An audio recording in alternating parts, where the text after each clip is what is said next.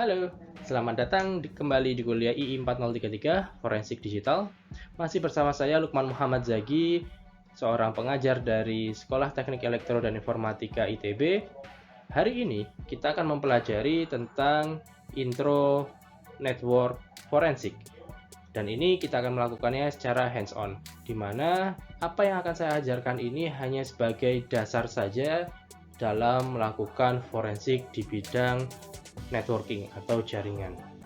Berikut merupakan overview yang akan kita pelajari pada kuliah kali ini. Yang berwarna oranye akan saya sampaikan pada video kali ini. Kali ini kita akan membahas tentang basic filter pada Wireshark. Ada dua buah cara untuk menggunakan filtering secara basic.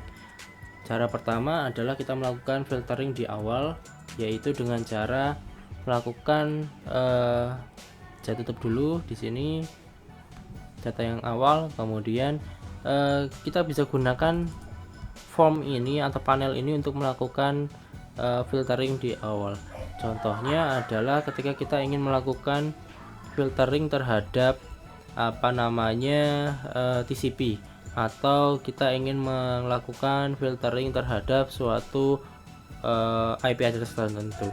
Nah, di sini saya akan mencontohkan terlebih dahulu, yaitu kita akan melihat atau memastikan bahwa saya ingin melihat di IP tersebut berjalan apa. Jadi yang saya lihat hanya satu IP saja. Contohnya di sini adalah saya menggunakan IP saya, yaitu 192.168.100.141. Maka data yang akan terbaca di dalam Wireshark saya hanyalah data-data yang berasal dan menuju ke IP tersebut. Portnya terserah apa, isinya terserah apa, yang pasti hanya pada IP tersebut. Di sini teman-teman bisa melihat di sini adalah capturing from Wi-Fi host 192.168.141. Jadi nanti kalau teman-teman menggunakan cara yang pertama ini, di sebelah atas selalu terlihat filter yang masuk ke dalam atau digunakan di dalam capture data ini. Nah, menariknya adalah dengan cara ini kita bisa mengecilkan data yang masuk ke dalam Wireshark kita. Jadi kalau teman-teman misalnya punya data yang cukup banyak, maka teman-teman butuh penyimpanan yang banyak. Nah, dengan cara yang ini kita cuma butuh partisi data saja, yaitu data-data yang dengan IP tertentu.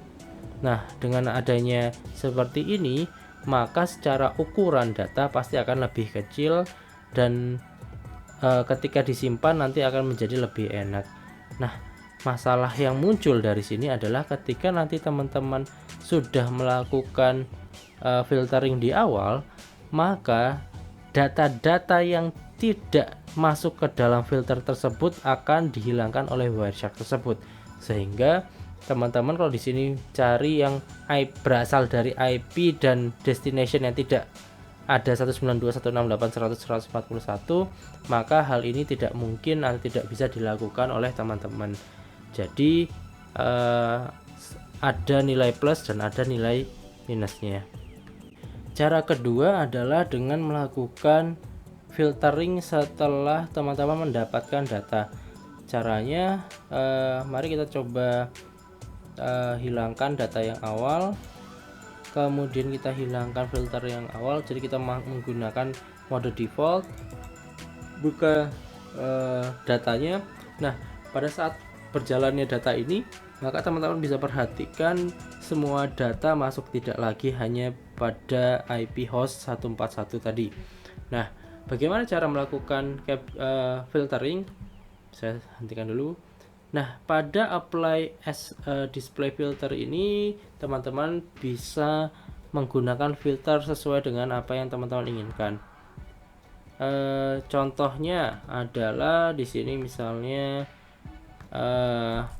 teman-teman ingin melihat hanya data yang menggunakan protokol TCP, maka tulis TCP. Maka di sini teman-teman bisa melihat semua data TCP akan masuk. Begitu juga kalau teman-teman misalnya membuka ARP, maka data-data yang dari ARP akan ditujukan pada kolom ini. Ada cara lain, yaitu kita ketika ingin melihat menggunakan IP address tertentu. Tadi kalau teman-teman menggunakan cara pertama menggunakan host, maka di sini menggunakan ip.addr. Misalnya tadi 192.168.100.141. Maka yang akan terlihat pada kolom ini atau pada filter ini adalah semua data yang masuk ataupun yang keluar dari 192.168.100.141. Nah, protokolnya apa? Protokolnya bebas. Jadi filtering pertama kita adalah menggunakan hanya IP address saja. Nah, bagaimana kalau teman-teman ingin, misalnya saya inginnya itu adalah data yang keluar dari 192.168.141, maka kita bisa tuliskan IP src dengan IP tersebut, sehingga hanya data-data yang keluar dari IP tersebut yang masuk. Contoh lagi adalah kalau saya ingin data yang masuk saja, berarti menggunakan IP dst. Nah, data-data ini sebenarnya bisa kita lakukan kombinasi pada filternya. Contohnya kita lihat di sini, datanya ada TCP, hanya TCP saja, jadi mungkin tidak bisa kita lakukan.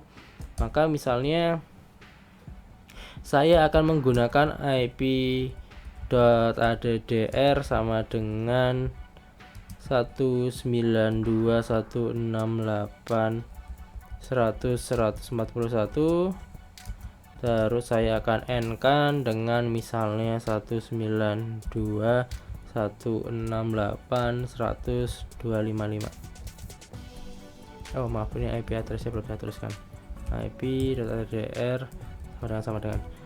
Maka yang terjadi adalah saya memiliki dua buah filter dengan n, maka keduanya harus terjadi, di mana satu IP-nya adalah 192.168.100.141, entah itu di source maupun di destination, dan satu IP lainnya adalah di 192.168.100.255.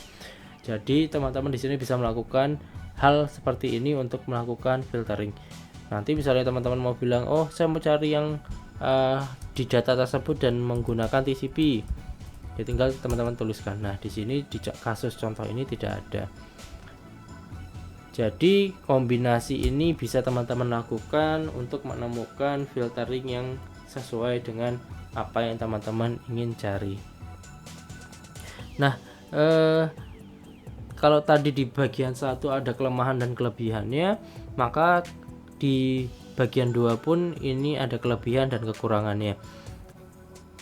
Kelebihannya adalah kita bisa melakukan pencarian data pada data yang cukup kompleks dan cukup banyak, karena kita tidak memiliki filter di awal, dan filter tersebut